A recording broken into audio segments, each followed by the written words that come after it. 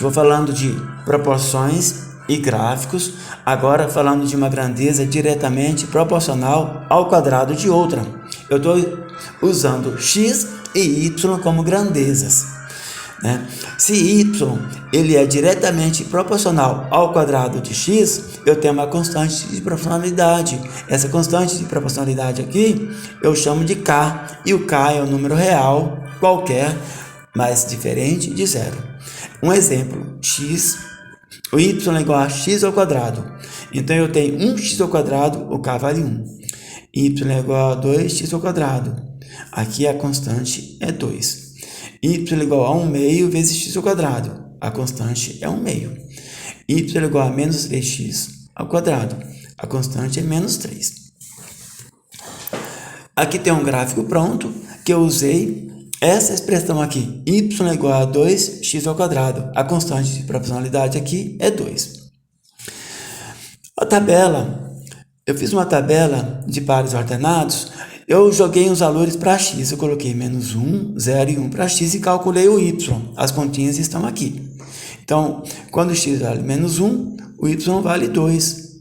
Quando x vale 0, o y vale 0. E quando x vale 1, o y vale 2. Esses valores da tabela aqui, eu coloquei aqui no plano cartesiano. Aqui, menos 1, 0 e 1 são os valores de x.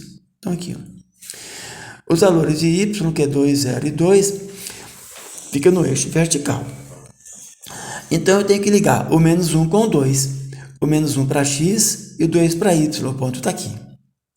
Depois, 0 e 0, está na origem. Aqui. Depois, 1 para x, 2 para y. 1 para x, 2 para y. Esse é o gráfico.